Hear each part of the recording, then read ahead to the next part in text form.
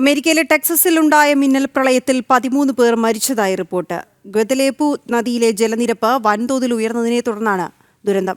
45 മിനിറ്റിനുള്ളിൽ നദിയിലെ ജലനിരപ്പ് 26 അടിയിലേറെ ഉയർന്നു. പരിസരത്തെ അവധിക്കാല ക്യാമ്പിൽ ഉണ്ടായിരുന്ന 20 പെൺകുട്ടികളെ കാണാതായി എന്നും ടെക്സസ് ഗവർണർ ഡാൻ പാട്രിക് അറിയിച്ചു.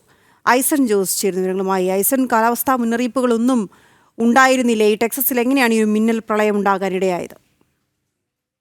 പിന്നെ തീർച്ചയായും കാലാവസ്ഥാ മുന്നറിയിപ്പ് ഏതാണ്ട് 24 മണിക്കൂർ മുമ്പ് തന്നെ പുറപ്പെടുവിച്ചിരുന്നു എന്ന വിവരങ്ങളാണ് നമുക്ക് മനസ്സിലാക്കാൻ സാധിക്കുന്നത്. അത്തരത്തിലൊരു എമർജൻസി സാഹചര്യമുണ്ട് എന്നൊരു അറിയിപ്പും നേരത്തെ തന്നെ വന്നിരുന്നു. ഈ അറിയിപ്പിന് പിന്നാലെയാണ് ശക്തമായ ഒരു മഴ ഈ മേഖലകളിൽ ഉണ്ടാവുകയും ഈ നദിയിലെ വെള്ളം വൻതോതിൽ ഉയരുകയും ചെയ്തത്. ഏതാണ്ട് 2 നില കെട്ടിടത്തെക്കാളും ഉയരത്തിൽ വെള്ളം ഉയരുന്ന ഒരു സാഹചര്യമുണ്ടായി. വലിയ തോതിലുള്ള ഒരു പ്രളയത്തിലേക്ക് തന്നെ നീങ്ങുകയും പ്രദേശങ്ങളിലെല്ലാം തന്നെ വൻതോതിൽ മുങ്ങുന്ന ഒരു സാഹചര്യം ഉണ്ടാവുകയും ചെയ്തു. ദൃശ്യങ്ങളിൽ നിന്ന് തന്നെ നമുക്ക് മനസ്സിലാക്കാൻ സാധിക്കുന്നുണ്ട് വൻതോതിലുള്ള ഒരു പ്രളയമാണ് സംഭവിച്ചത്.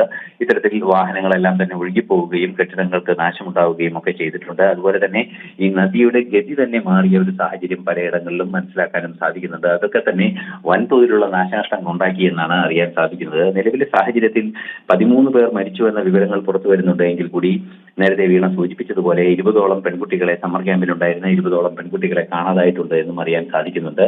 ഇവിടെ 700ഓളം കുട്ടികൾ ഉണ്ടായിരുന്നു. അതിൽ 20 പേരെയാണ് കാണാതായിട്ടുള്ളത് എന്നാണ് കൃത്യമായ വിവരങ്ങൾ ലഭ്യമായിട്ടുള്ളത്. അതുകൊണ്ട് തന്നെ രക്ഷാപ്രവർത്തനങ്ങളും മുന്നൊരുക്കങ്ങളും കൃത്യമായി നടന്നിരുന്നുവെന്ന് നമുക്ക് മനസ്സിലാക്കാനും സാധിക്കുന്നുണ്ട്. നിലവിലെ സാഹചര്യത്തിൽ വൻതോതിലുണ്ടായ ഈ പ്രളയത്തിന്റെ ഒരു പശ്ചാത്തലത്തിൽ അടിയന്തര സ്വഭാവത്തോടെ അവിടെയുള്ള റെസ്ക്യൂ പ്രവർത്തനങ്ങളെല്ലാം പുരോഗമിക്കുന്നു എന്നാണ് ഡാൻ പാട്രിക് അറിയിക്കുന്നത്, ടെക്സസ് ഗവർണർ അറിയിക്കുകയും ചെയ്യുന്നത്. നിലവിൽ വലിയ തോതിലുള്ള രക്ഷാപ്രവർത്തനങ്ങൾ പുരോഗമിക്കുന്നുണ്ട്.